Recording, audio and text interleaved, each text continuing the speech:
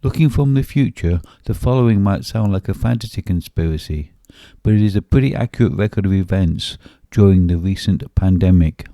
There appears to be evidence that COVID was initially designed in labs as the basis of a bioweapon. See the following link. COVID-91 was developed in a lab in China. However, the preliminary work might have been done in the USA. It was paid for by the USA, with Fauci being the key contact. It was done as a dangerous and illegal gain-of-function experiment. China released it. It is unclear whether the US supported this. However, as soon as it was released, the US pharmaceutical companies used this as a huge exercise to make mega profits. For some, perhaps it was also an opportunity to cull the population. The latter, perhaps to satisfy the desires of two ultra-influential individuals, Bill Fence and Klaus Schwab. The World Health Organization ordered that flights from China could not be banned, as this would be racist, perhaps also to spread this round the world. China banned internal flights and transport from Wuhan to protect its citizens. Areas with strong links to Wuhan, like Italy, became COVID hotspots. The Western governments instructed that only certain very expensive medications could be used to fight COVID, and that no research could be done to establish if cheaper medications could actually cure COVID. Doctors who tried to treat COVID to the best of their ability were sacked or threatened with loss of license. In Britain, those entering hospital with breathing difficulties were given a mixture of breathing suppressants that together actually killed them. Apparently they wanted lots of deaths to report so they could justify all the other steps they took. Sick old people were not treated in hospitals, but were returned to their old people's homes in order to further spread the virus and kill more old people. The vaccines barely work against COVID, but they do cause a series of serious medical problems that to many of those who receive them. A series of damaging lockdowns were arranged, and the police were given horrific powers which they enthusiastically used against the populations. Stasi-style, neighbours were encouraged to spy on neighbours for tiny infringements. Post-COVID and COVID vaccines, heart attacks and strokes are taking place in record numbers, frequently amongst the young and formerly pre-vaccine fit. Pfizer initial response stated that their vaccines would not stop you passing COVID on to others, so nobody should have been sacked for refusing the vaccine. Before this whole exercise was started, the worldwide mainstream media were bribed to remain silent about government actions. Australia, USA, Canada and the UK. The world's media actually made up stories to increase the panic.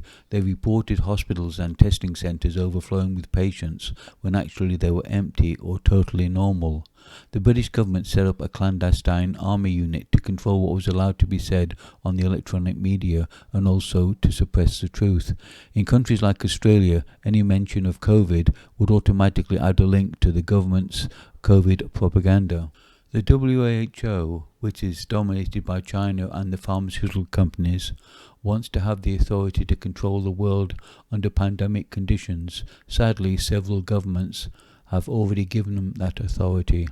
Any politicians who bravely tried to inform the public about COVID or the side effects of vaccines were thrown out of their parties and ostracised, e.g. British MP Andrew Bridgen. Tens of thousands of badly needed professionals were thrown out of their jobs because they dared to not want untested vaccines injected into their bodies. Many are still ostracised and unemployed years later, even though Pfizer's initial research indicated that being vaccinated would not stop you passing COVID on to others. Volunteer firefighters were not permitted to fight bushfires and perhaps are still banned from this public service.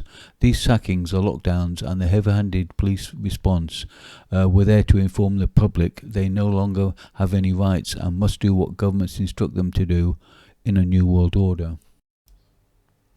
In Canada, the truck drivers went on strike in order to request the government reconsider COVID restrictions, but instead of talking to them, the government, Trudeau, used war powers against them and treated them like terrorists. The COVID virus gradually weakened over the months and years and now is very similar to the common cold. However, wherever people were brainwashed or forced to receive vaccines and major COVID restrictions took place, as in the UK shutting down all medical care, huge numbers of people are dying. In some countries, 10% more than could be expected to die at any one time.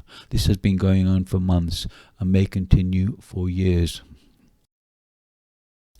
These additional deaths are not from COVID, but people may be dying due to the mishandling of medical matters by organisations like the NHS. Alternatively, they may be dying from the side effects of the vaccines they were forced or brainwashed to receive.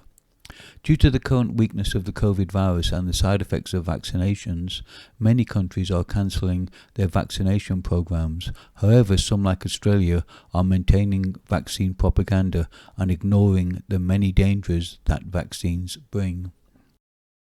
Who would have thought our governments, medical authorities and police could behave so badly? The huge number of deaths apparently meant nothing to the medical companies, governments or their health departments. In UK, some of the people who handled this all so badly were given peerages. The serious police abuse was ignored. Looking back from the future, the above might seem far-fetched, but actually every one of the above steps took place. I recall observing them personally or hearing about them being raised during the COVID pandemic period by the independent COVID expert and educator Dr. John Campbell.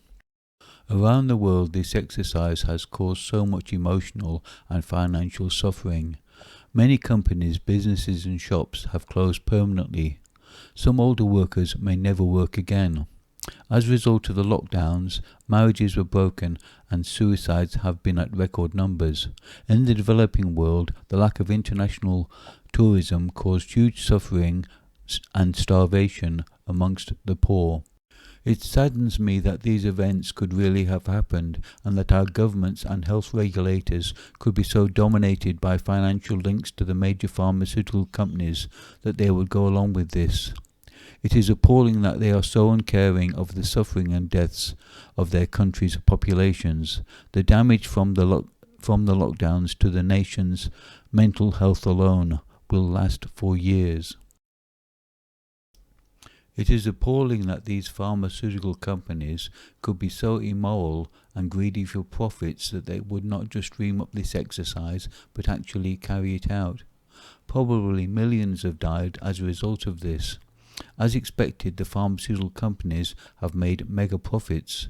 The proposed vaccine passports are an indication that the government's plan to repeat this disastrous exercise.